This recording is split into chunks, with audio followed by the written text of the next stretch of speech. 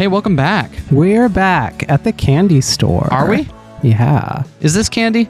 It's likely. It could be like I forgot the glitter. That could be boxes of glitter. Oh, no, Marina, you cannot eat the glitter. Marina, please don't eat the glitter. I'm going to. Is that like a threat or an inevitability? The latter. It's just one of those things that's going to happen. Okay, so we should just... Okay, well, I'll just get the hospital, like, have them on standby. I'm inclined to agree, since the air conditioning that... Oh, wait, this is my narrator voice. Since the air conditioning that welcomes us in is like manna from heaven. Manna with two ends. Inside, that trademark Marina enthusiasm finally takes over as she stands there, slack-jawed. Oh my god, Amber. Oh, I'm your god now? Wow. If you get me candy. What happened to glitter? All that glitters is not candy, Marina. I see. Have fun. Can you grab another bag? I can grab several. Make that a few extra bags. Last time I came here, they had a deal where if you buy 10 bags, you get one free. She freezes in place and spins around to face me, eyes wide. Do you think they're still doing that? I chuckle. You'd have to ask the clerk. She was the one who told me about it. To my surprise, I'm able to recall that attendant's face and name. Cassie. Even though we only spoke for less than a minute. It's almost like she's going to become a breakout character in this DLC campaign. Really? Being in a relationship was still new to me, and it was right after our first kiss. Right after our friendship became something more. And it was when talking with Cassie that I called Marina my girlfriend for the first time, although she wasn't with me then. Thinking about it, I remember that day a lot more clearly than most days. None of this occurs to Marina, of course. I never even mentioned Cassie to her. No reason to, really. She snatches one of the extra bags that I grabbed for her and dumps a scoop full of assorted jelly beans into it. My head feels like jelly beans. They make a satisfying sound as they all rattle together. I drape the extra bags over the edge of Marina's basket, then start to wonder. On one table, there are over a dozen different varieties of crystalline rock candy, arranged in colorful patterns. Beside them are bundles of novelty sodas in thick glass bottles. Another countertop features something really gross. Real scorpions and other bugs that are encased in candy-like fossils. Why would anyone want to buy these things? I do. Quivering Marie. Can you hear the little... I'm gonna buy them. Did she have a little wiggle sound effect, or am I hallucinating that?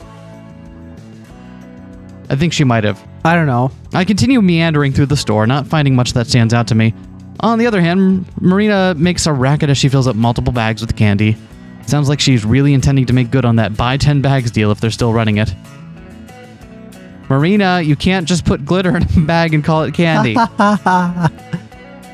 Marina, let me see your bags. No. Marie, who do you think's gonna pay for them? We have to pay? Oh, okay. You know, our ad-lib dynamic is not helping them, is it? No, not at all. Not at all. I turn a corner past a giant display of foreign chocolate bars and come across a large window that looks into a giant kitchen. She gets her own camera pan. Wow. Aside from some industrial strength candy making equipment, the kitchen is empty except for one uniformed girl bustling around like an agitated bumblebee. Even from behind, I recognize her as the girl who rang me up last time I was here. What are the odds? She grabs a tray off a counter and I can hear it clanging all the way from here. She dumps something, I can't see what, onto the tray and shakes it. Then as she goes to wipe her forehead, she notices me and quickly heads in my direction. As she passes through a pair of swinging doors, she's already peeling off her gloves and putting on a customer service smile. Hi, welcome to Sweet Tooth. How can I help you? Oh, I'm just looking around. Let me know if you need anything. She taps a finger to her chin, clearly thinking about something. I'm pretty sure I know what she's going to ask. Sorry if I'm wrong, but you were here a few months ago, right? Yeah, surprised you remember. I was just buying some candy for a gift. I'm good with faces. Although I don't think I ever got your name. Oh, golly. It's not that big a deal. It's just your name. No, We're going to Abbott and Costello this, really? Amber. Nice to meet you for real, then. I'm Cassie, but you probably already knew that. Last time her name tag was on the counter, but today it's pinned to her chest. I've noticed. Cat lips. How'd you like the peach rings? Pretty good. My girlfriend loved them. She's probably emptying your entire supply of them right now, in fact. Your girlfriend's got good taste. Marina herself comes around the corner a second later, probably because she heard us speaking. Doo-doo, doo-doo, doo. Here comes the Marina. Hello, Marina. You don't have Welcome. Here I am. She sings this I every... am here. She does this every single time. She comes up where it'll be like, I'll be in the RV and just like the back, and she'll be in the front, and she'll open the door and be like, here comes Marina. And I'm like, I saw you literally 30 seconds ago. It doesn't matter. Every single time. I've arrived. No one even knows what that's a reference to. No one's seen that freaking... Everyone's seen Here Comes the Boy. They have phones, Amber. What do you mean they have phones? It's a cat. The cat can't own a phone. I see. Also, this joke comes from several years after this game takes place, so... Also, I don't own a phone. Exactly my point. Okay. Several bags of candy dangle from both of her hands, nearly scraping against the ground. Who are you talking to? This is Cassie. She works here, and this is Marina, my girlfriend. Hey there. Hi there. It's nice to meet you.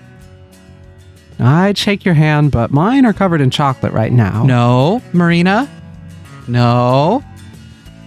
Okay, but... No. Okay. Do you two know each other? We do now. She helped me the last time I came here when we passed through before. So you're not from around here then? Nah, I'm not really from anywhere. She's from Carlsbad, though. Oh, in New Mexico? Nice place. I'm more of a citizen of the world. Everyone just turns and gives Amber the dirtiest look.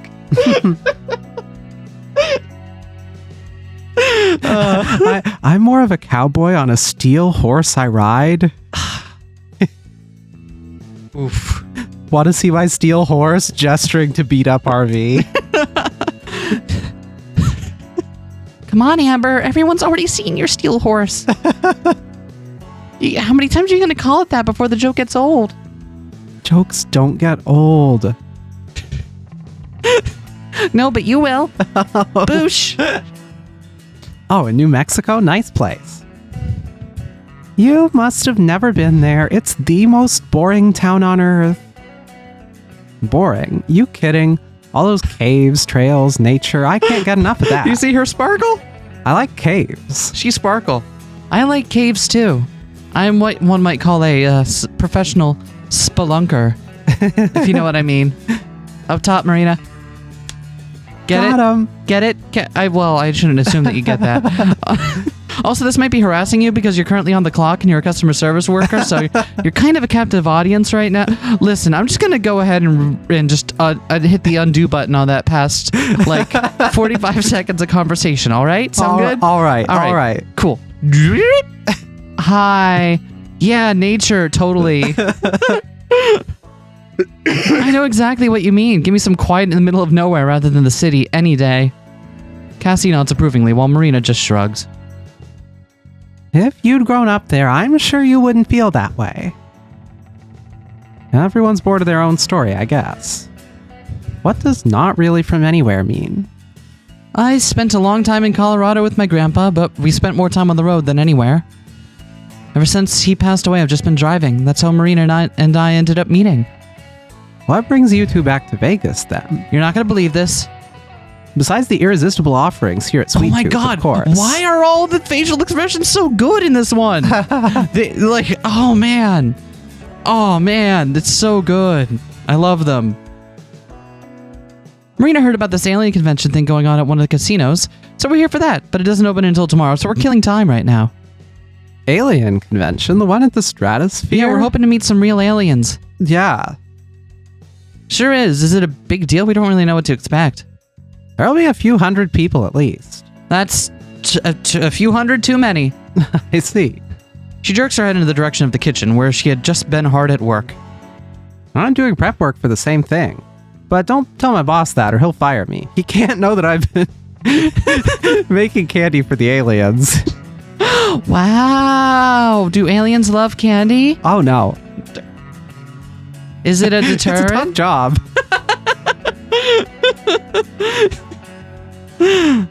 What you prepping for? I've got a booth there selling some sweets and homemade stuff. I love the more cartoony faces in this one. Oh, Just letting him go hog wild. It's great. She gestures around the store disdainfully. Unlike this soulless junk, I'm hoping it'll do well enough that I can get my name out there, start building a reputation. This place isn't going to be around much longer. I think even my boss has given up on trying to save it. Save it? What's going to happen? Shutting down because it's too expensive to keep running. The writing's on the wall. It says Is Sweet it? Tooth. Oh, yeah, right. Oh, wow. See, Marina? It's written right there. Yeah, the writing was on the wall. Wow. Seriously, there's a letter hanging in the break room saying that our time is running out. Oh, that's bleak. Okay. It's pretty morbid, actually. This place sounds like a joy to work at. That's pretty terrible, but there are a few perks. Name several. Yeah, that's what I thought. That's what I thought. I love how sometimes our ad-libbing is just daring each other to come up with something. It's less bouncing off of each other and trying to build something and more like, oh, I'm putting you on the spot now. Good fucking luck. She winks and Marina crinkles one of the bags she's holding. Anyway, sorry to talk your ears off. Candy's on the house. My treat. Seriously? No, she means she means we don't have to pay. Oh, You don't have to go up to the roof. It's okay. It's okay. All right? Okay. All right, you sure? Okay, I'm just going to repeat it one more time just to make sure that you understood me, okay? Okay. So, candy's on the house Okay. means I'm climbing up the candy on the is free. once more. There is the candy is on the house means that the candy is free. Free candy. Free candy. Wow. Yeah, it does not mean that there's candy on the roof. It does not mean that there's candy on the roof. It does not mean that there is candy on the roof. Oh, of course it doesn't mean there's candy on the roof. Okay, good. You have to repeat it several times for Marina looks at me wide-eyed as if she scored the biggest jackpot in Las Vegas.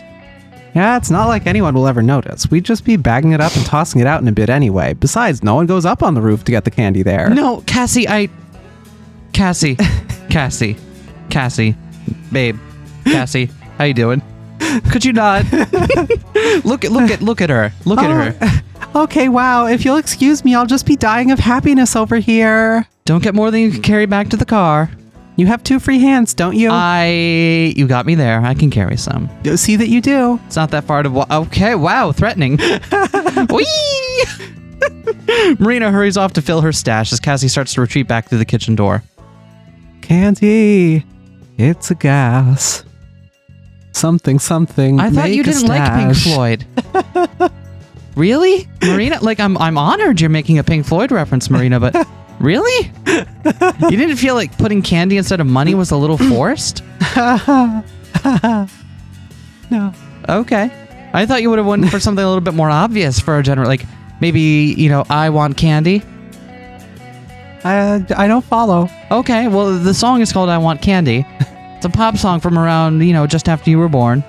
And the premise of the song is that they want candy. That doesn't sound that funny. No, but here's the thing. You'd be saying it while you yourself wanted candy.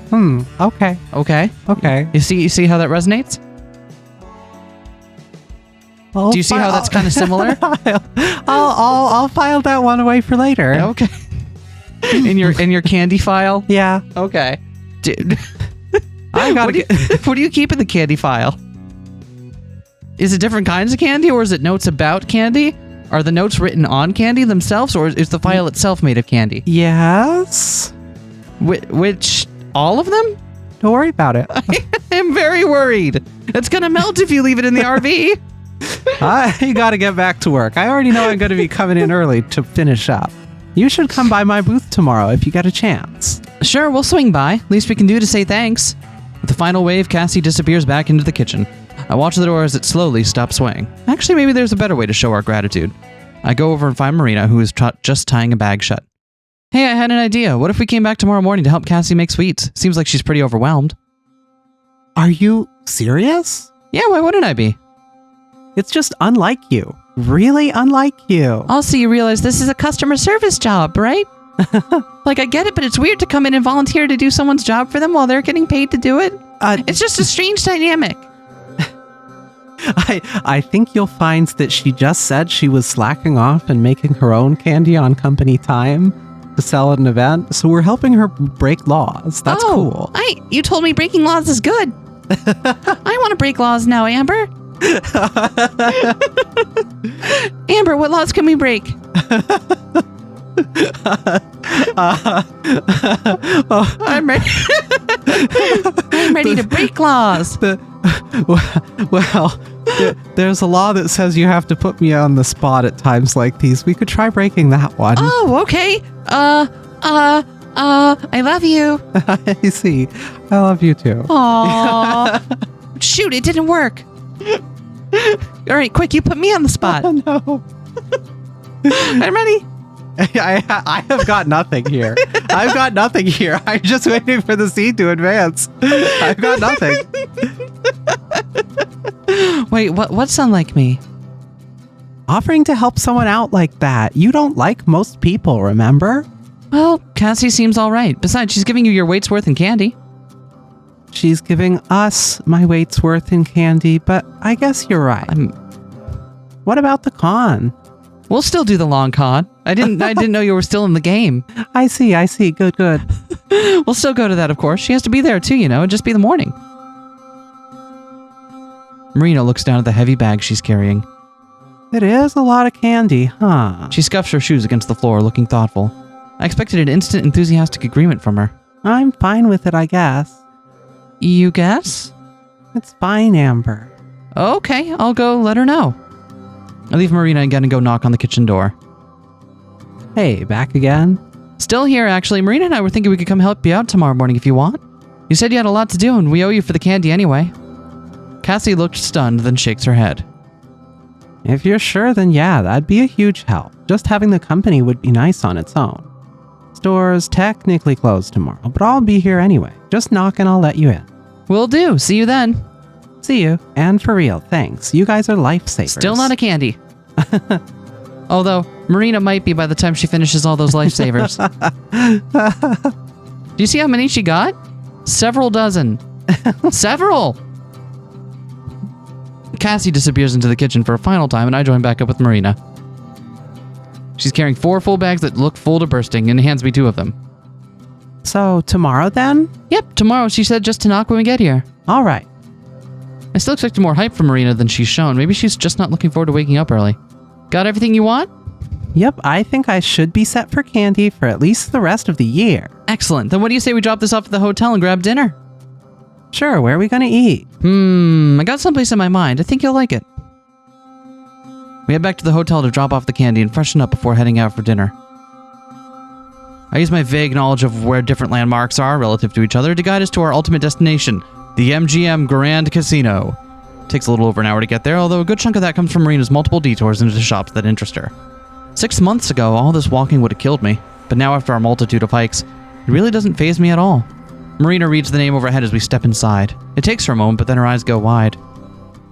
Amber, is this the place with the lions? They don't have real lions, but it used to be. They shut down that exhibit a few years ago, though. Bring them back. It's an animal cruelty thing, Marina. Oh. It's cruel to the animals to do that. They shouldn't do that, then. Okay, then why did you want them to bring it back?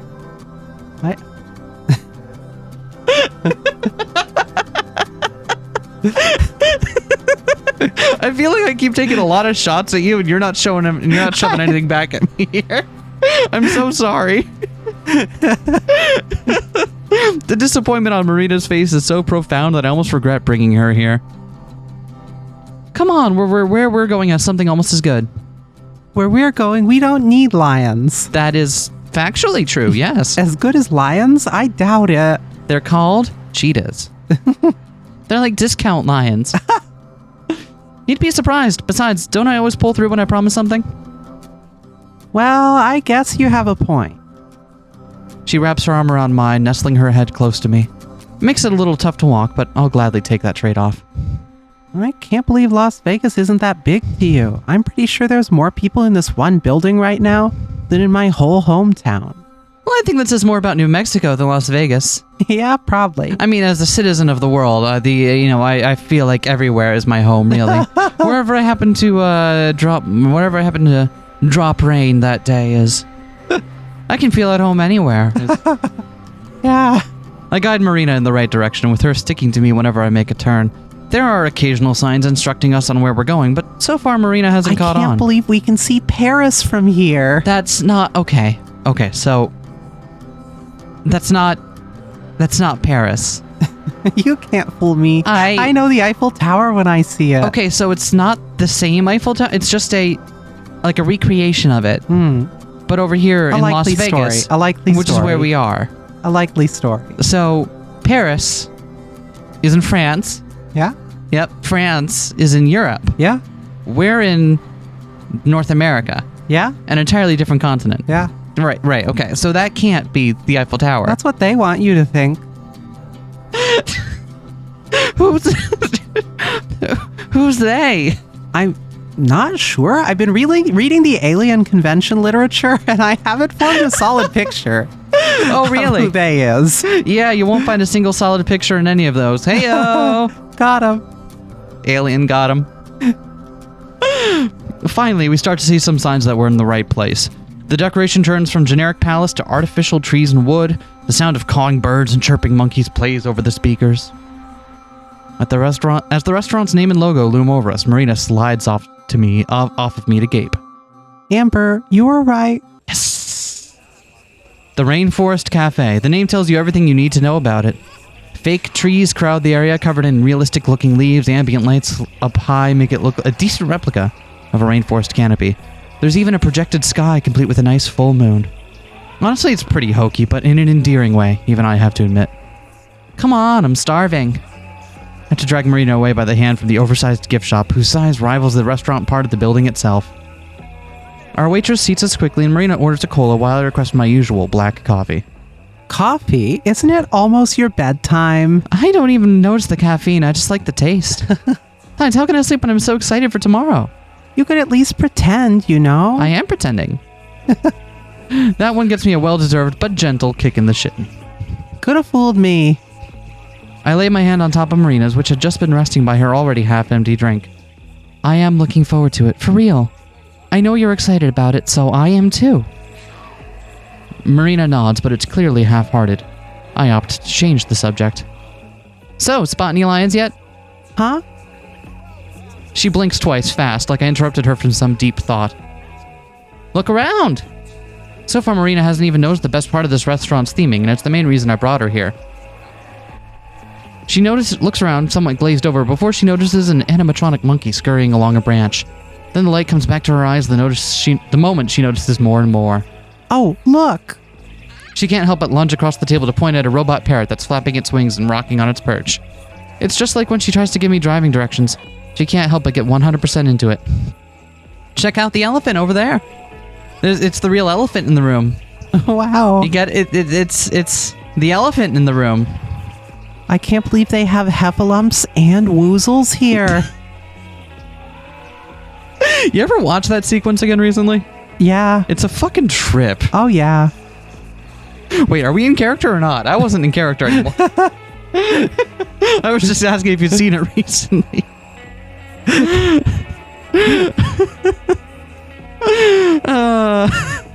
You scroll over to to Marina's to Marina's YouTube history, and it's just heffalumps and woozles, 4K HD, 50 times. 50 times. Do do do do do do do do do do do. All right, hands up if you remember that song only because of the Power Glove cover.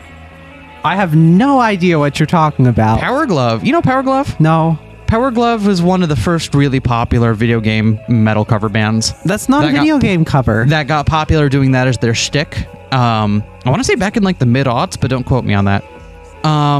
They did an album of TV and film covers as well called Saturday Morning Breakfast. if I remember it correctly. And one of the covers they did was Heffalumps and Woozles, I see. which was really great. Anyway, that's it. That's the end of the story. It wasn't a story as much as it was a factoid.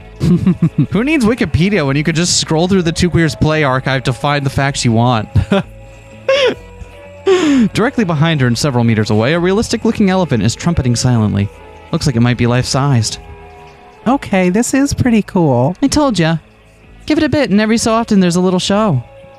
Do you think they'd let us move tables to get a better view? For real? Marina shrugs. Think we could? I want to tell her that we probably shouldn't. There's probably some complicated system that they have set up to keep track of how many people are sitting at each table. But then I think of pulling her hand away and realize what a dumb thing it is to worry about. Sure, why not? We grab our drinks and scurry like the monkey on over to a branch to a different table, more in the middle of things. Our new spot is right beneath some fancy flowers and equally fancy butterflies. Marina laughs to herself as we settle into our seats. What's so funny? I was just thinking of that time we snuck into the Mummy Cave ruins. It kind of felt the same way. Yeah, that was so illegal. Yeah. See, that's crimes. Yeah. See, you're so good at crimes. And crime paid. Crime Crime pays, Amber. Crime really did pay, didn't it? Yeah. Is that the takeaway here? I think so, That's yeah. not where I expected this episode to end up, but yeah, I guess crime pays, huh? Wow. Wow. Would you like some crime salad? Sure. It tastes like crime. I have to wonder how boring Marina's childhood must have been for her to compare the two. I don't think they'd arrest us for changing tables in the Rainforest Cafe. Instead of laughing, Marina's face goes white. Can they seriously arrest you just for doing crimes? Do you think we could have gone to jail? For trespassing on a protected site like that? Yeah, probably. All it takes is a single park ranger on a power trip and we'd have been toast. You never said that. Well, it turned out all right, didn't it? Marina smiles. Yeah, I'd say it did. I nabbed myself the rarest treasure of all. Girlfriend. Yay. Yeah, you're the girlfriend. Yay. You're the treasure. I'm nabbing you. I was acquired by a crime.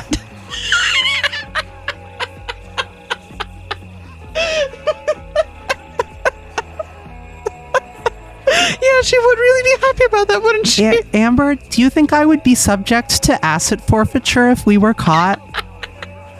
No, but there might be duty taxation on you if we want to cross state lines again. I see.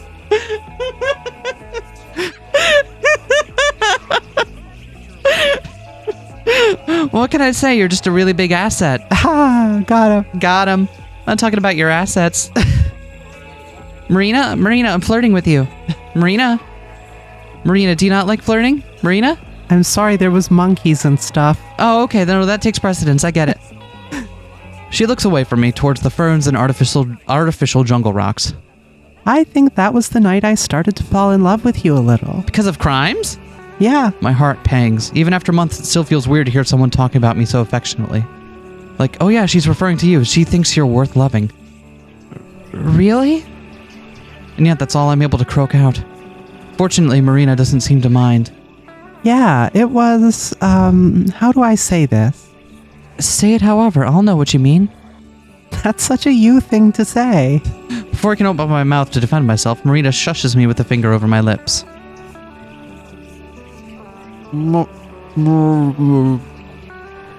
Shh. Thank you for playing along.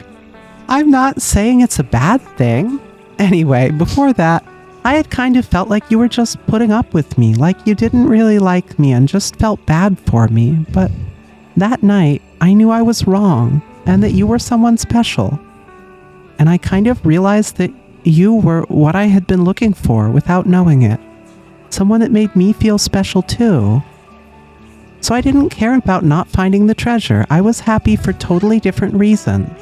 When I think back to then, I feel like it may as well have been another life. I always thought that people saying they didn't know how they lived without their partners was melodramatic, but now I think it might be true. Do you remember after we left and played the tape? The missing 16 and a half minutes? No one remembers the missing 16 and a half minutes. Was it 16 and a half or 17 and a half? I don't remember. It was before my time. I'm trying to reference something that happened well before I was born, and it's not happening. Yeah, I do. I think of it almost every time I hear it now. What do you think the tape was? I don't know. I know there was like we hear the band performing, so you can figure it, but still no. We know Amber likes boomer music. Yeah. Right? A lot of fusion, a lot of that weird art pop stuff. I'm going to go ahead and put this down on the table.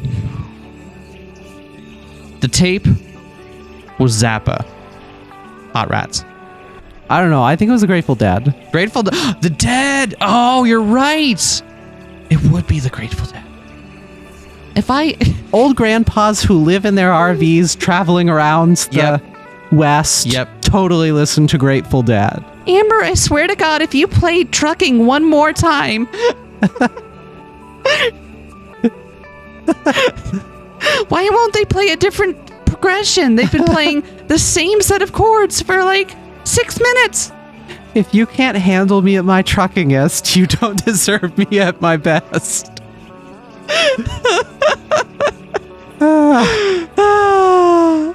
Anyway, jam bands, am I right? Got him. Got him. Me too. Marina reaches across the table and I take her outstretched hand. Hey, Amber? Yeah? I love you. I love... The roar, an animatronic gorilla near our table comes lunging out of the shadows. The tinny recording overpowering what I was about to say. Thunder booms overhead, pumped out of the loudspeakers as the whole fake rainforest comes to life. Loud bird calls echo from one side of the restaurant to another, interrupting every conversation. Above us, the butterflies rustle the flowers. All of the different electronic animals come to life at once, just like I told Marina they would. Although it could have happened at a better time. Still, it gets the reaction I'd hoped for from Marina, who looks as enchanted as if they'd rolled out an actual zoo full of live animals. The show is short, less than a minute total, but it ends with her beaming. Okay, that was as good as Lions. I told ya. Our meals come out soon and are pretty good, but it's the dessert that I sneakily order while Marina's in the bathroom that I'm most looking forward to. When that arrives, Marina's eyes bug out just as much as when the moving animals first started. The dessert is a monument to excess. Several chocolate brownies lean against a vanilla ice cream core, on top of the mess of whipped cream plus chocolate and caramel sauces. The centerpiece though is the flickering sparkler, just like the kind kids wave around on the 4th of July. It's stabbed into the middle, poking out of the top like a flag. Volcano! The waitress tries to sound enthusiastic as she sets her dessert down in front of us. With 2 spoons. Marina takes one of them and searches for a point of attack. It's huge. I don't even know how to eat this. I didn't know they could make foods that were on fire. So you don't... Marina, I need you to not eat the fire. The fire is decorative. Okay? Fuck. Just something about Marina very earnestly going, fuck. Well, I didn't think you would actually say it, Amber, or Marina. Well, I'm calling you by my name again. Yeah, that happens. She scoops up a bite that has ice cream and whipped cream included. She practically unhinges her jaw to make it all fit, but manages. Is it good? Amazing. We both take care to avoid the sparkler, which has more or less stopped sparkling. Have I ever told you that I'm afraid of volcanoes?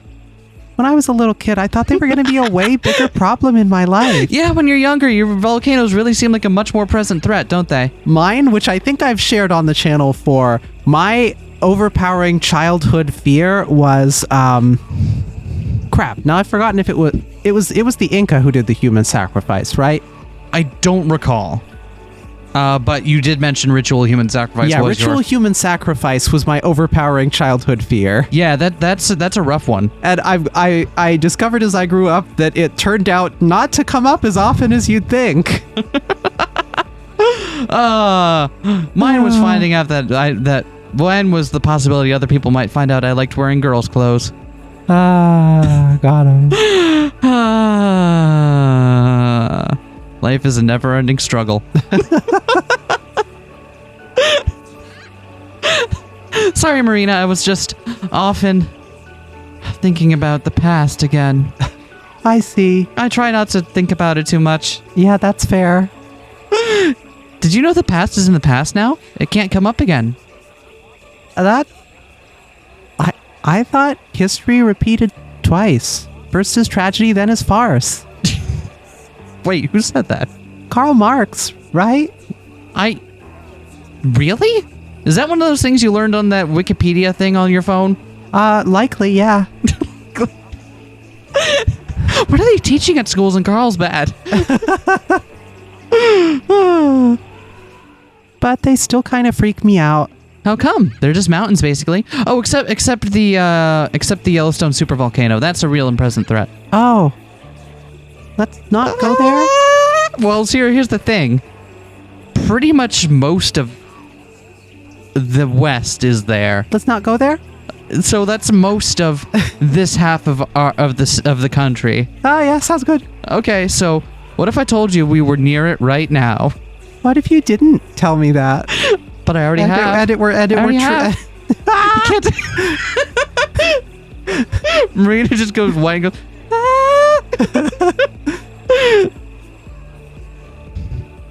Yeah, mountains that breathe fire. I'll cross them off our list of places to visit sometime. You're a sweetheart. This volcano wasn't scary, though, because it was small enough for me to overpower and tear into with my powerful jaws. Is that your plan of attack for volcanoes in general? If they're small enough. Okay, what about a normal-sized volcano? How do you go about attacking one of those? What's your game plan? I think strategic retreat. Okay, that's good. Shrink gun? Shrink gun? Do you have a shrink gun?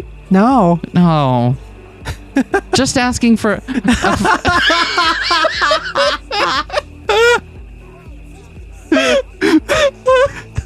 What? I can't be the only one whose first thought was, right?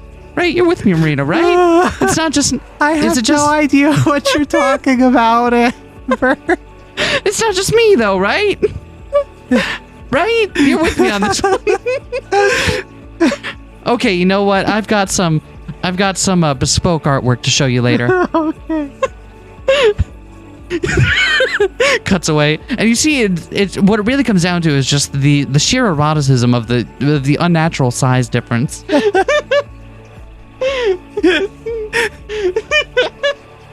has like a blackboard out with chalk drawings. Yep. and gesturing at them with.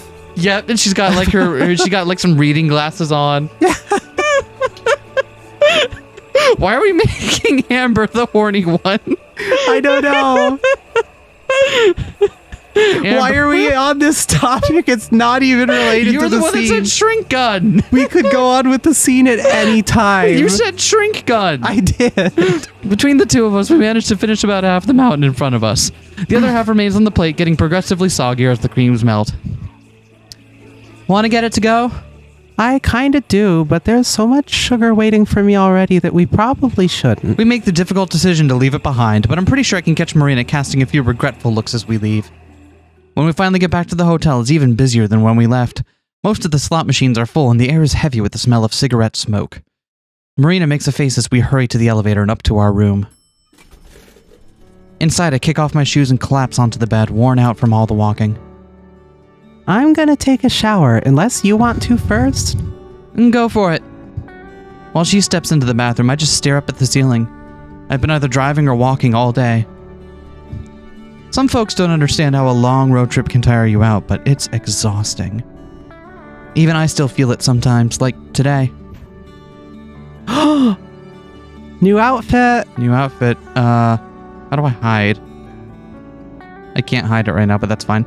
In the bathroom, there's a loud thump, followed by Marina's pitiful whine. Rocky Mountain. Rocky Mountain what? National Park? Yeah, Rocky Mountain National Park. Okay. Amber. Yeah, that's me. Which faucet do I use? Do you need me? Wait, no, I got it. All right. The sound of running water starts. Ah! That's way too hot. You good in there? I'm good. After a minute without any more yelps of pain, I figure Marina's got it under control. When she starts singing in the shower shortly after, I know it for a fact. Here comes the Marina. You're not going anywhere. You're literally staying put in the shower. I just lie in bed, listening to the noises of the city. Besides Marina in the bathroom, there's the dull thump of our neighbors in the other rooms, as well as the honking of horns and the squeal of brakes that floats up from down below. Every so often, there's the sound of whoops and cheers from one of the theme park rides as it whooshes overhead. Since our room is on one of the highest floors, we're some of the closest to the action. Hope it doesn't go on all night and keep me awake. Steamy! Eventually, Marina comes out of the bathroom with a puff of steam. She's carrying her day clothes in a bundle and has changed into her pajamas. Her hair is down and wet. How's the bed? I slap it a couple of times to demonstrate its firmness. And then I slap the bed a couple of times to demonstrate its firmness. It's alright, not as comfy as the bed in the RV. We've got totally different ideas of what comfy means, don't we? She flops backwards onto the bed beside me, causing the sheets to poof up. Then she rolls back and forth, her wet hair slapping me in the face. Okay, I don't know what you're talking about. This is amazing. I like my back support from a good firm mattress. This is like sleeping on a waterbed or something.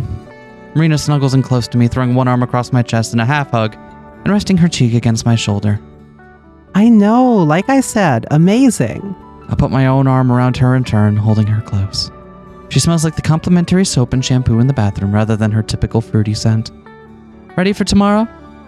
Yeah, it'll be fun. I can't wait to see Tess. You? It should be a good time. You'd better have fun. Or else what? Or else I'll be sad. You don't want that, right? Duh, of course not. Good. From above and outside, there's the screams and roar of the amusement park rides again.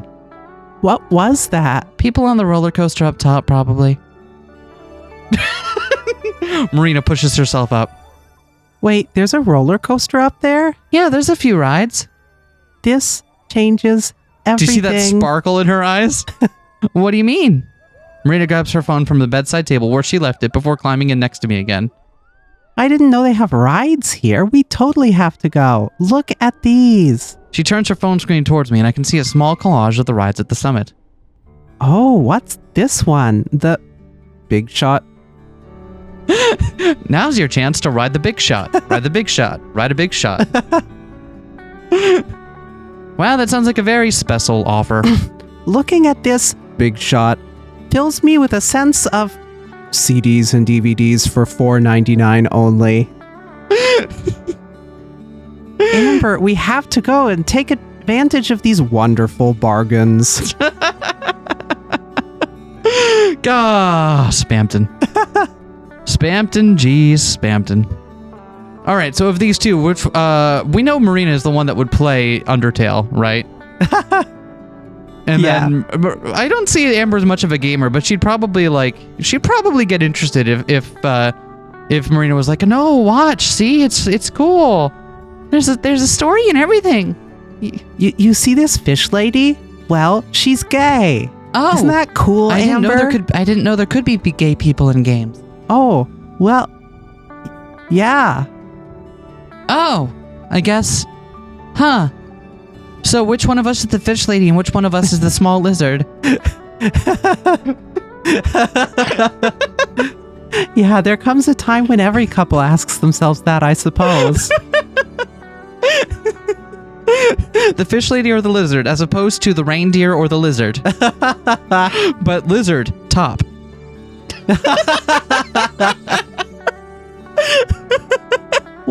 Susie's a lizard? I don't. She's a reptile of some kind, like a dinosaur. She's Barney, okay? It wasn't clear to me what Susie was, and I was afraid to ask. She's purple. She's a dinosaur type thing. I think lizard is fair. She taps an icon and a short video plays showing a number of people strapped into a harness. Then the platform they're on drops really fast, the screams on the recording sounding similar to the ones we've been hearing outside. Have fun with that. Oh, we will. We? Sorry, count me out. Aw, Amber, are you scared? I'm not scared, I just don't like those kinds of rides. Have you ever been on one? Sure, long time ago. Maybe you'll like them now. Doubt it. She lightly punches me on the shoulder while tossing her phone back onto the table. Yeet. You don't eat. Okay. Uh-huh, I guess I'll just have to change your mind then. Why did you yeet your phone across the room? You could have broken it. No, I can't. But okay, so... It's got a case on. Okay, I see. That makes it fine. Okay. Okay. Well, why not go with Tess instead? Because I want to go with you. Duh. Plus, don't you have to be a certain age or height to go on those things? Do you? That's news to me. She just sighs. Well, I guess we'll figure it out tomorrow. Sure. There's nothing to figure out, but I don't want to keep arguing with Marina and spoil the mood. Instead, I turn on the TV, letting Marina pick the channel, and we watch cartoons for a while, still cuddled close together. All right, what cartoons are they watching? All right, so that one there, why does he have 2 swords? Everyone else around him has 1. How does he defend himself? He has a unique skill. What unique skill could possibly help him? What is it? You just like it because it's named after candy. Starbursts, right? That's why you like it.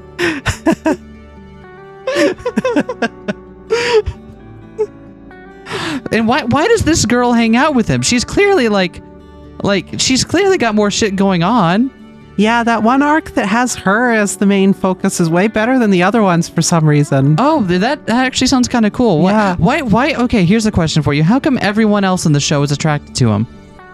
Even the ones where it doesn't really make sense. I know, right? Yeah, that's why I'm asking. Like, why has no one ever looked at anyone else around them? Guess not. Okay. How come if they die in the game, they die in real life? That's just how video games work. Is that? I'm not letting you play video games ever again. That sounds dangerous. Yeah. After a while, as the credits for another episode start to roll, I poke Marina on the shoulder. Hey babe, it's getting late. You want to call it a night? No response. I contort my neck at an awkward angle to be able to look at Marina and see that she's already fast asleep. I can't help but smile. Turning off the TV, I pull up the covers over us. Marina's breathing shifts slightly, but she doesn't wake up. One of her hands clutches at my shirt like a kid holding her favorite blanket. I love you too. I whisper the words into the quiet night before switching off the lights and drifting off to sleep as well. Yeah, it's go time. Oh, the air was abuzz with excitement. The frenetic music that blasted from the loudspeakers was drowned out by all the conversation. Boxes slammed, booths scraped, burgers sizzled as merriment ensued. From corner to corner, nearly every inch of free space was covered with someone selling something. An assortment of booths offered plushies, shirts, keychains, and all other manner of touristy crap. Large signboards used bright colors, big pictures, and small words to list the locations and topics of several panels. Our alien overlords and you, how to survive in a post-occupation world. I'm not saying it was aliens. Live in concert, the crop circles. Hanging banners pointed the way to other attractions, like the swap meet in the game hall. Near the front entrance, the trio had just arrived. Her hands on her hips, Mariah surveyed the area like a pirate captain scanning the seas. All around, dumb schmucks ripe for the swindling went about their business, completely indifferent. Beside her, Tess stared out into the ocean of faces, hoping to see Marina's familiar bright one. But no, they were more like gloomy gray clouds, she decided. Joe watched it all happen. What do you want to see first? You'd been directing the question at Tess, but it was Mariah who answered. What do you think? We're gonna head to the swap meet like we decided. That's where all the suckers will be at. Makes sense that you'd head there first then. You're damn right it does. What, you think you got a better idea floating in that head of yours? Also been asking the kid who wanted to be here. You know, the one who clearly needs some cheering up?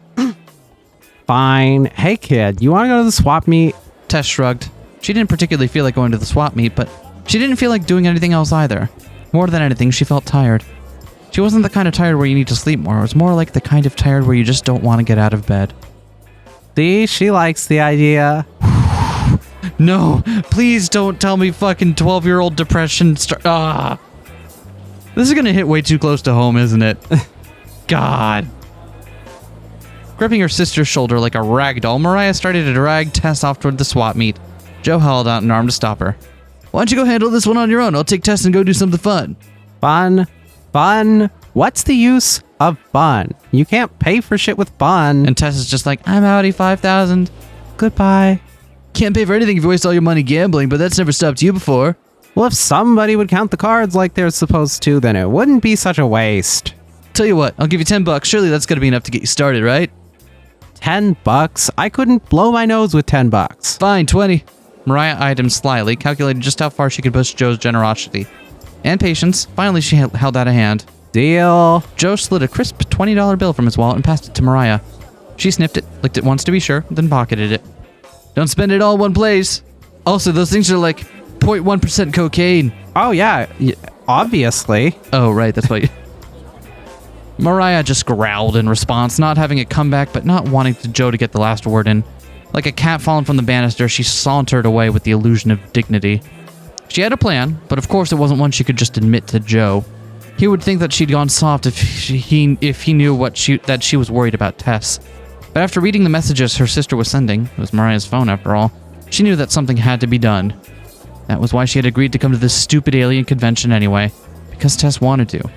Even though anyone with half a brain knew that supernatural convention down at the Excalibur would be way more lucrative. Excalibur! She's also started spending all her money on this one mobile game. The cash she had would be more than enough to find a gift for Tess. And if she was savvy and could talk her way into a discount, there should be plenty left over for her to spend on herself too. Once Mariah left and he was finally granted some peace, Joe knelt down so he was closer to Tess's eye level. Alright, kiddo, let's try that again. The convention is your oyster. What do you want to do? Tess shrugged, more interested in the gum stuck on the ground near Joe's foot than in any of her surroundings.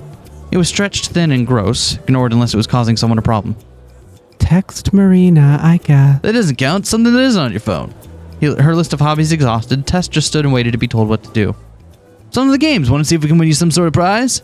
If you want. It's not what I want today. It's what about you? What sounds fun to you? Tess thought long and hard. She couldn't come up with an answer. Right, games it is. Nothing gets the old dopamine pumping like some carnival games. Joe didn't know if that was true, but he desperately hoped it was.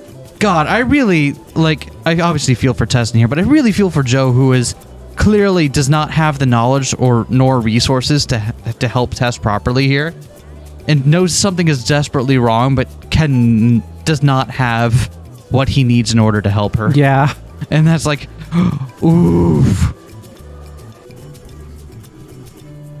Hell yeah. UFO Look festival. at all those aliens. I would like one. Hello, I'd like one little green man's. I would like several. Why? What if my office was decorated in an aliens theme? Why would you? Why? What? The truth is out there. Sure? I mean, okay, I can't complain. They go well with that orb I'm thinking of buying. See, you waited too long to get your tungsten orb, and now the prices have skyrocketed. But I can do obsidian. It's affordable and also more mysterious. I don't know. What's more mysterious, a big black shiny orb that anyone can afford, or one that is only the most elite can afford, and is also too heavy to do anything practical with? I'm mad. I'm so mad that Crypto Bros got that joke right. It's so funny. The idea of just having tungsten cubes as a sign of status, be like, no, I'm going to be buried with my cubes. Future generations will know that I was a wealthy person from my cubes. It's like, shit, that's funny. That's really funny. Anyway, plus I can't complain about your sense of decor given what my laptop looks like. And given what mine looks like. Yours is just a mess, but mine is a coordinated mess. With nothing but Mothman. That beautiful, beautiful friend who will insult you and also eat my entire ass in a Denny's. I'm thinking of getting one of those, nice metal water bottles purely so I can decorate it with Mothman swag. See, that sounds great. Also, I like how, just completely incidentally, there is a huge market for random Mothman merch because Mothman the Cryptid is just a thing that people like to make merch about. Yeah. But also, Mothman SMT5 is my boyfriend.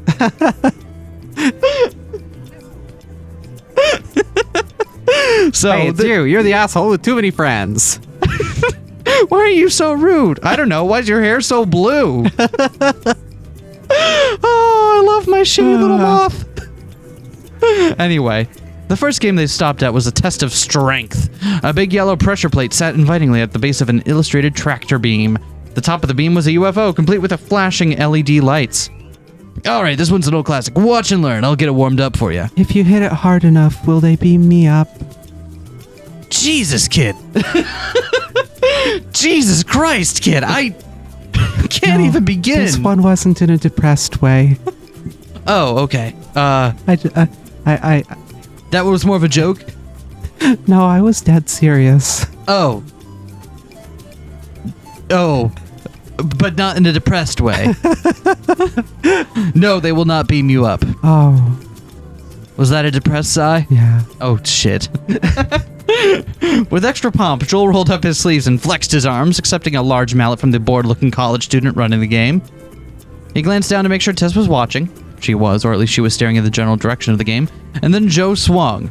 He put his back into it and his full body weight, too. The mallet crashed against the pressure plate, illuminating the first in a trail of lights that ran all the way from the base to the UFO. The first one turned yellow, and then another, and then it stopped. After just 3 lights, it wasn't even a fifth of the way up to the board. You're not even worth abducting! That scoreboard taunted. Here's your prize, sir. The attendant's voice couldn't have been more flat or boring. He offered Joe a basket of aluminum badges, each bearing a small illustration of a cartoon alien. Joe picked one at random and dropped it into his pocket. Okay, your turn. Let's see what you got. Tess grabbed the mallet, which was almost half her height. She lifted it until it was just barely over her shoulders, then brought it down, letting gravity do most of the work. The mallet clacked off the pressure plate as the light began to streak upwards once again. It passed the first and the second and third, quickly eclipsing Joe's score. It continued to climb and climb until it reached the apex. The UFO lit up, making a clattering and chiming sound in celebration. The person commanding the game approached Tess carrying an immense UFO-shaped pillow. It's almost as big as the one of the tires on the RV. Here's your prize, ma'am. He sounded just as unimpressed as he had been by Joe's score. Hey, great job! Tess struggled to wrap her arms around her new prize as Joe clapped in support. You did it! You hit the jackpot! How's it feel? Pretty good, right? Not really. Doesn't feel like anything. Try not to let it bother him. Sounds like we just haven't found the right game for you yet. Come on, let's try the next one. Tess followed dutifully, clinging to the pillow that Joe had been so excited for her to win. Jesus Christ! God damn it! I wish that we got the UFO pillow in the Sprite. Yeah, instead of Tess's face, just see this big pillow in front of her. That would be precious and adorable. And you finally remove it and she's just sleeping behind it.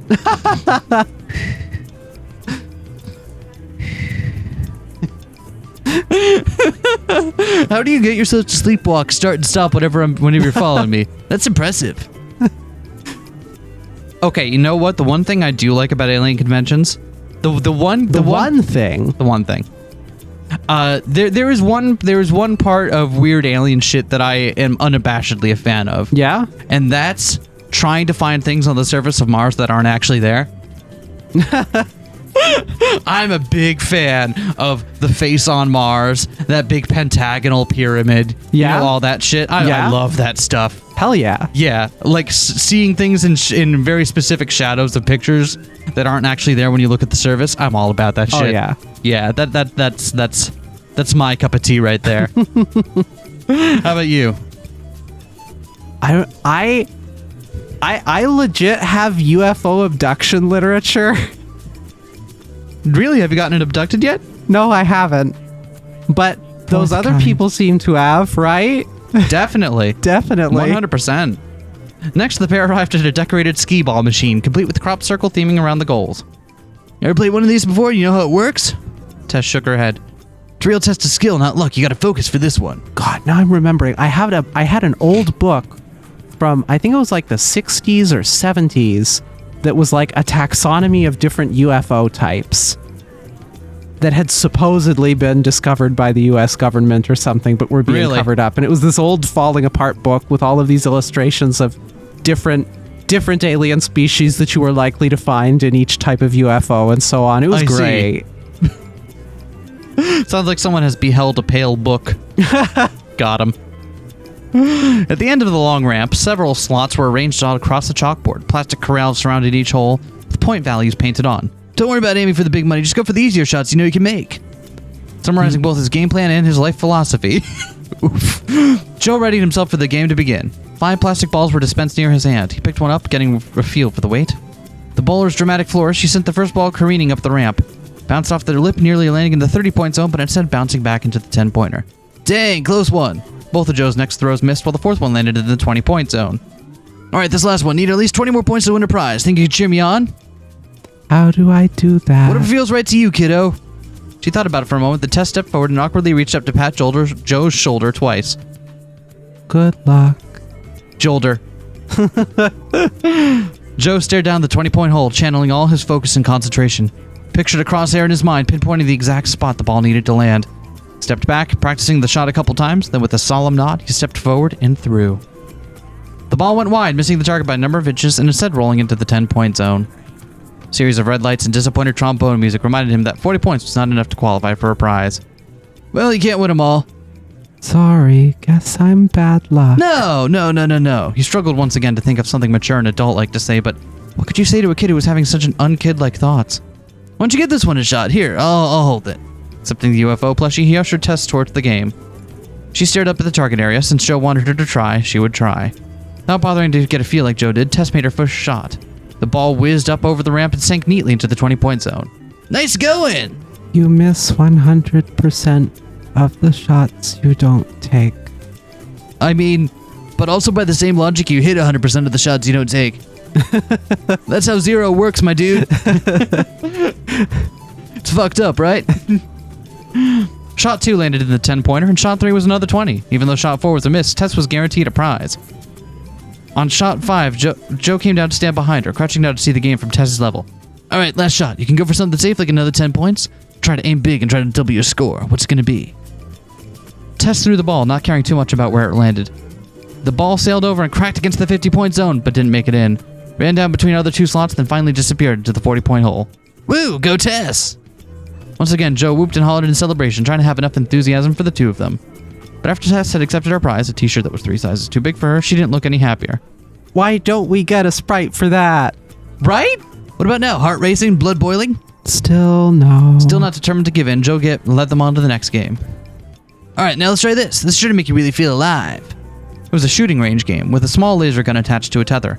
Several feet away, cardboard aliens that were varying degrees of grotesque would pop up with targets stamped across them. Easy as pie. You aim? Joe closed one eye and raised the gun up as he leveled it at the target. Wait for it. One of the high-value cutouts, an especially hideous thing with purple skin and horns and tentacles, was due to pop up in any second. The moment it reared its ugly head, Joe pulled the trigger. But just a second later, it disappeared again, Joe's shot having gone wide and missed. Sighing, he placed the gun back in its holster. Well, I was never much good at these. But making step up and show a geezer like me how it's done, right? Wordlessly, Tess stepped forward and readied the toy gun. When the targets first started to move, she began firing lazily, her motions shaky and random. But as fate would have it, her shots were finding their marks. Not everyone landed, but many did. With each hit, there was an accompanying sound effect to add to the hype. Well, if there had been any hype to begin with, Tess fired with the cold indifference of a hardened criminal until the timer ran out. She didn't even bother to check the score and simply accepted the prize that was thrust upon her, ready to be forgotten. Joe extended a hand, offering to carry some of the burden. He lowered the UFO plushie from the first game up onto his shoulder, giving Tess an easier time. God, this is so sad. Kid, do you know what happiness feels like? Not anymore. Is it worse that you knew it at one point and no longer do? Oh, definitely. Or is it worse to never have known it at all? No, I think that would have been easier. Okay. Yeah, that does suck, actually. Anyway, I'm gonna introduce you to one last thing that I think will definitely help you out of your funk. Sure. Ecstasy.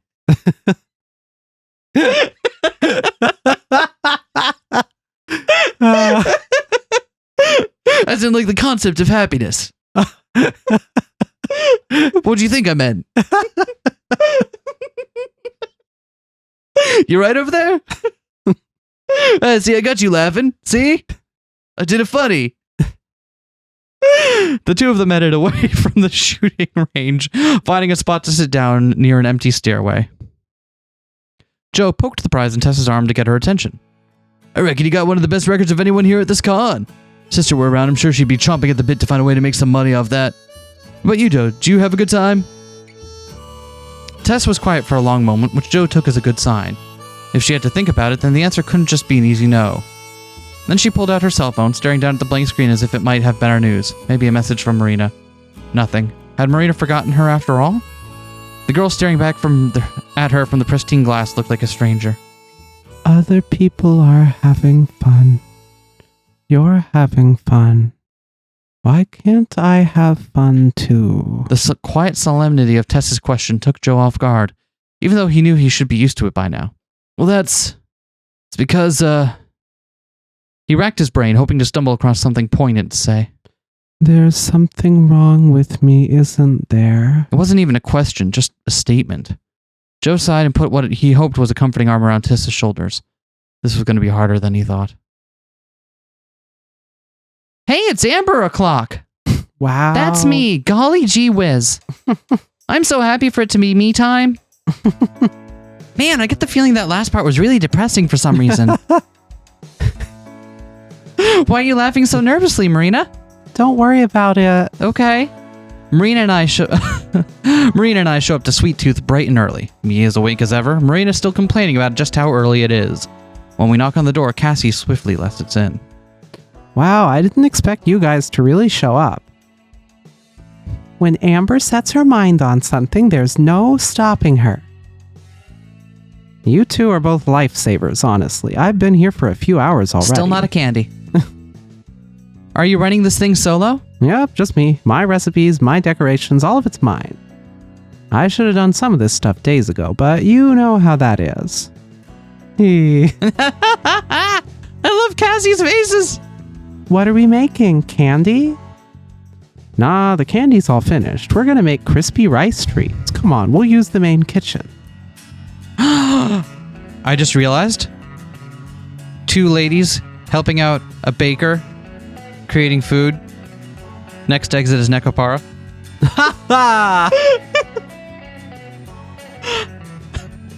All right, Ambers. Put on the ears, Amber. Wait, what? Why do I have to put on the ears? It's part of baking. You have to have the ears. Can I be vanilla? She looks like she's having less of a good time. Yeah, that's fine. Okay.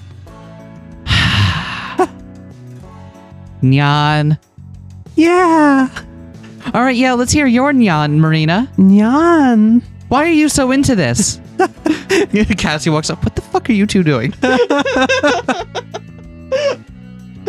She guides us through the dark store. Ooh. Whose perspective are we taking here? I don't know. Want to do Marina? I'm interested in what Marina reads on this. Sure. Also means I don't have to read for a little while. Make sure you guys wash your hands. No. The kitchen we're in is super professional. There's all kind of scary looking equipment with dials and knobs and sensors. All of it's made of shiny metal, like we're already on a UFO. I guess that would explain how I ended up in Bizarro Land with Bizarro Amber. As if waking up before the sun does isn't bad enough, it's for the sake of this random girl that Amber barely knows. Okay, sure. It's not like Amber hasn't ever helped out random girls before, but it's so rare that I can't help but feel like the alarm bells in my own head are going off. Whatever, Marina, it's just one day. You can put up with Amber being insensitive for a day, right? Amber being insensitive. I already know that I can, of course. I've done that for a lot of days. Oof. Ever made these before? Nope, never. How about you? Tons of times. I'm a pro at these. And I'm going to make the best freaking batch of my life, I add in my head. No way am I going to let myself get shown up here. Oh, really? Did you eat them all yourself? If Amber's a pro at anything, it's finding ways to tease me. Tease. I wish. They're a crowd pleaser when you got a family full of little kids. So what you're saying is I should leave it all to you? No way. You're the one who signed us up for this. I know she's just kidding, but it still stings, because it's basically proof that she doesn't really want to be doing this either. Hey, it's just helping out a friend. I can't help but glare over at Cassie, making sure she's not listening. Cassie's not a bad person, I don't think. She's probably got no idea about how I'm feeling over here. Doesn't change the fact that things would be a lot easier right now if she didn't exist. Yep, I could kill you. A friend? Amber, you've known her for like 2 minutes. Enough time for our entire trip to get rebuilt around her, though. That's about how long I knew you when I let you in the RV. Those are like totally different things. They are. They are, right? I was stuck on the side of the road and probably would have died of heat stroke in like an hour if Amber hadn't shown up. And then from there, it wasn't like Amber had anything else going on. She didn't have a girlfriend who was already struggling to be good enough. All I wanted to do was see Tess and spend time with Amber. Is that too much to ask? Sorry, I thought it'd be fun for us both. I sigh. At this point, we're committed. Or at least I am. May as well try to make the best of it, right? Well, it can still be fun. Come on. Cassie's probably wondering why it's taking us so long to wash our hands. We join Cassie at the long counter and put on the clear plastic gloves that she hands us. She starts doling out supplies, pots and pans, utensils, ingredients. There's already a few pans of stuff boiling on a stove. Thanks again for helping out. Seriously, I mean it. Let me know if there's anything I can do to make it up to you. Once we're done here, I can drive us to the con. Does that work? I glance at Marina, who shrugs. Sure, it beats having to park the RV at a casino. An RV, huh? And you met while driving? I'm guessing there's a good story in here somewhere, right? It's kind of an unbelievable one, really. Like, if someone told me it happened to them, I'd think they were lying. Okay, now I've gotta know. Cassie has good phases! A few months ago, did you ever hear about this journal?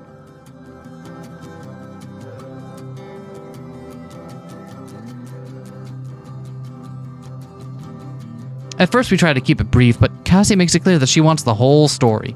So we start with the first piece of treasure and go from there. I'm sorry, we start with the first piece of treasure and go from there. You thought we were done. You thought it was never going to come. We were for a moment. Marina, are you complaining during my narration? I know we're kind of a little rocky right now, but come on, I can't even narrate in peace. Okay, I'll leave your inner monologue for now. Marina and I take turns talking and fill in the blanks when the other starts to stumble or forgets a detail. While we talk, Cassie finishes the prep work. That includes moving the stuff from the stove to into trays to cool. Then she starts to set up the new stations for us to make treats. Other than occasionally asking for clarification on something, she doesn't ever interrupt. I finish up the story with our arrival back in Las Vegas just yesterday. When I'm done, Cassie looks at me, then Marina. She shakes her head. Wow, that's really all I can say. Wow. You can read about it in the hit visual novel Highway Blossoms. Wow, they already made a game about it. That's crazy. Next you'll tell me they're making a game about this now right in this now? kitchen. Well, so good news, bad news time. Wow. Told you it was pretty unbelievable. Yeah, you sure did. I was expecting you to be high school sweethearts who eloped or something, not a John Wayne movie. Everyone's been talking about the gold, the journal, the people who found it. My boss even wanted to do some promo event where we'd have gold-plated chocolate bars to capitalize on the hype. And here you are helping me out. It's pretty surreal. It's been one surreal moment after another for us. You get used to them eventually. Maybe you do. The road sounds a hell of a lot more interesting than things here. This is Las Vegas, though. It's one of the most famous cities in the world. How's that not interesting?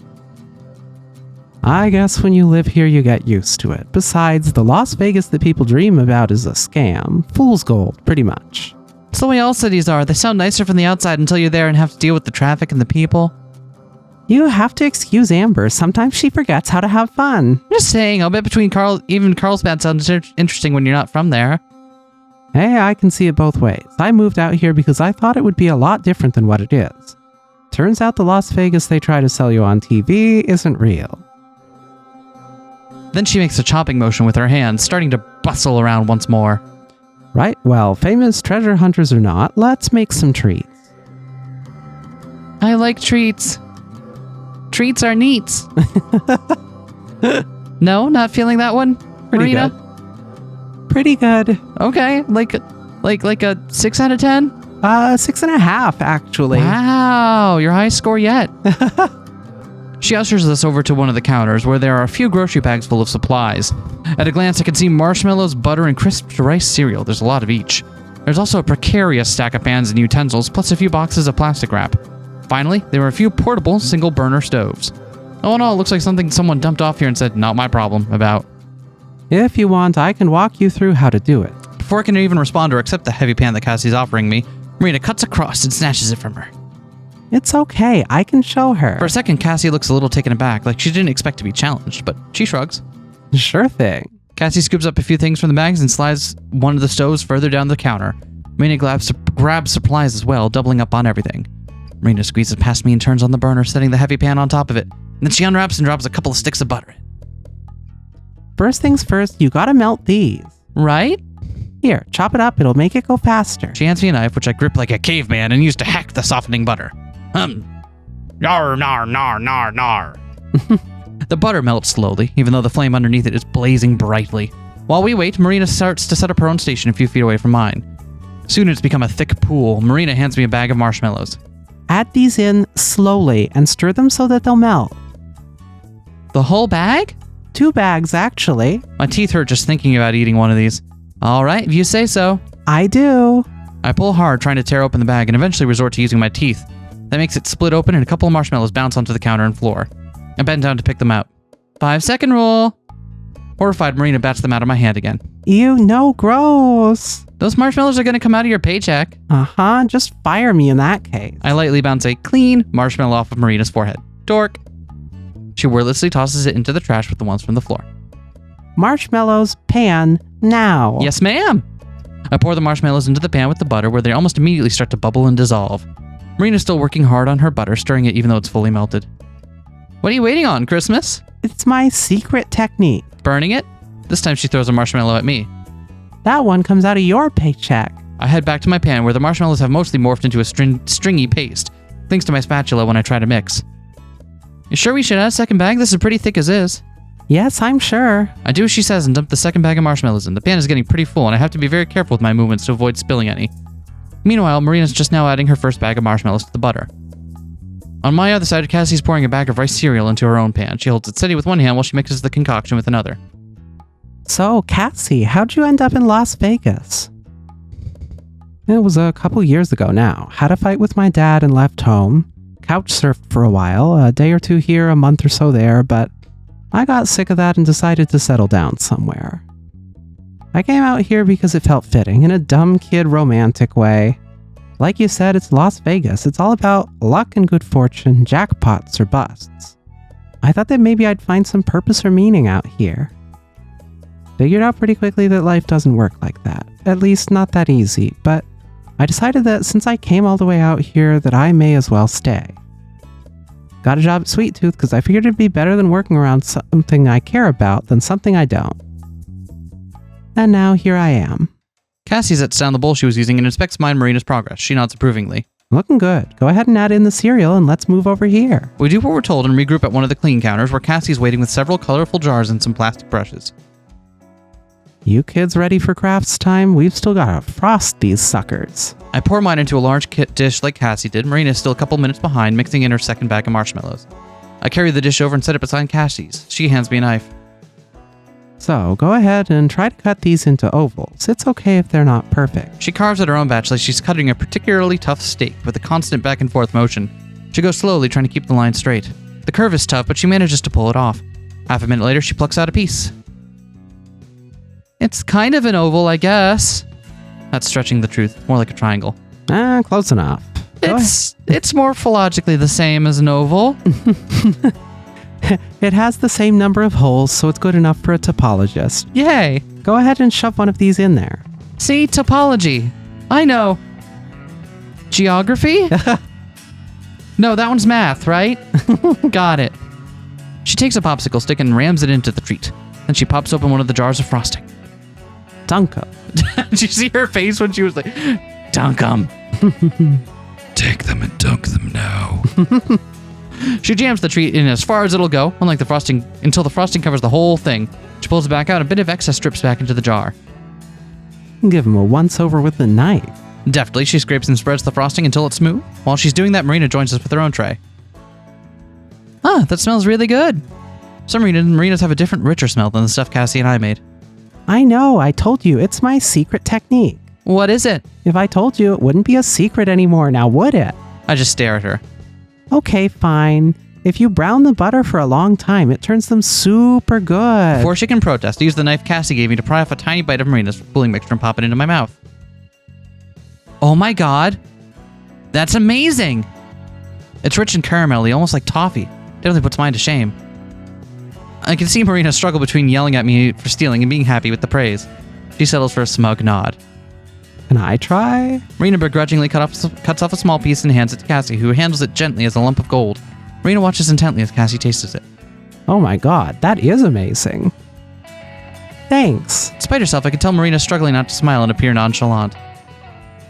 Okay, now that me and Amber have been put to shame, last step. She rattles a bag of chocolate pieces that are shaped like thin discs. Take a couple of these bad boys and stick them on before the frosting dries. 2 of the discs get pressed in for the eyes. She also breaks off the corner to build of a 3rd disc and attaches that as the mouth. Et voila. It's good enough, and that's what counts. Yes! It isn't perfect, but it's definitely a passable alien. For the final step, she mummifies it in plastic wrap and then tosses it into a large plastic bin.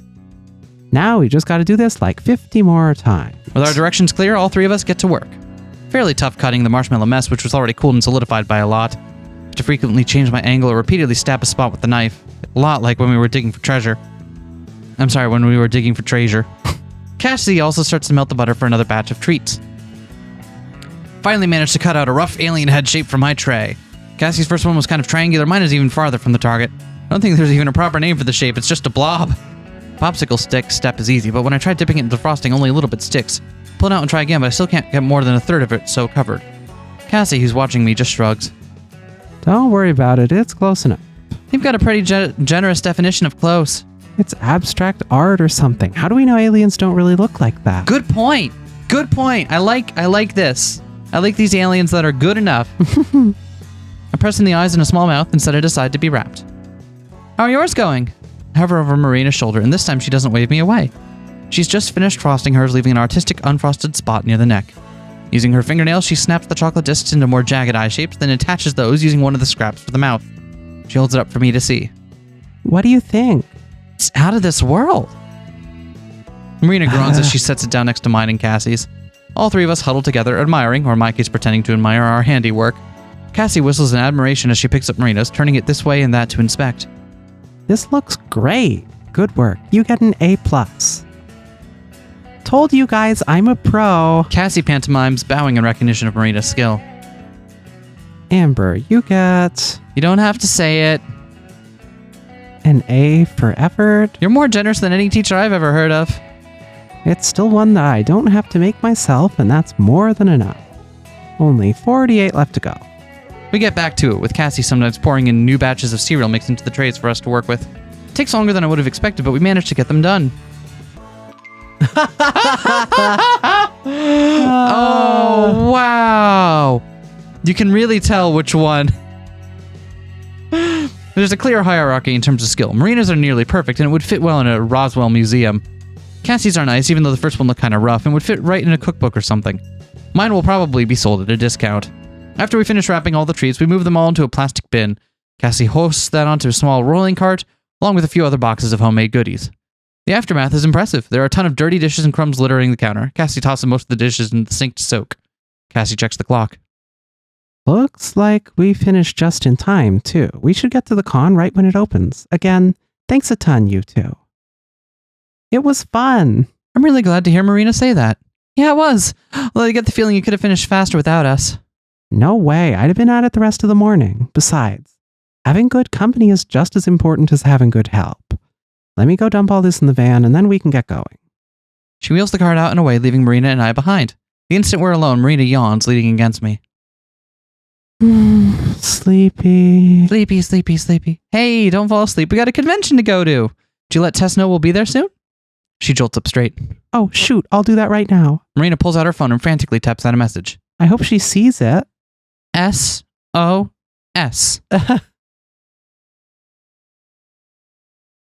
I'm sure she will. Isn't she pretty much always on her phone? Yeah, most of the time. She hasn't responded by the time Cassie returns, this time without the cart. Ready to go? Marina grabs my hand. Ready. I'm ready! And we'll have to come back for more of the con. Next time? There you go, you did it! Congratulations. You're so good at this. Want to try it again? One more time? Just for... Next time. Yeah! See? You're an old hand at this. Fair play. Do you know that there's like a big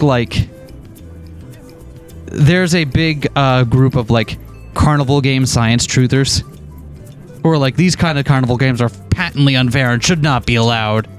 I can believe that. Yeah, and it's like, it's a weird hill to die on, but all right. Wait. Does that mean there's some that aren't patently unfair?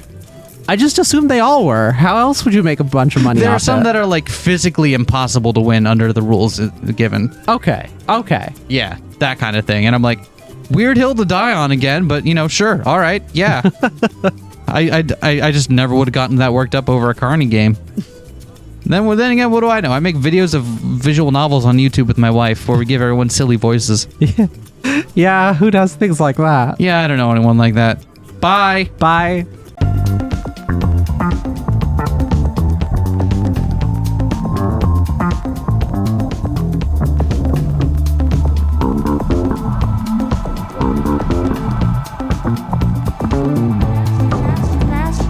Smash that like, comment and subscribe.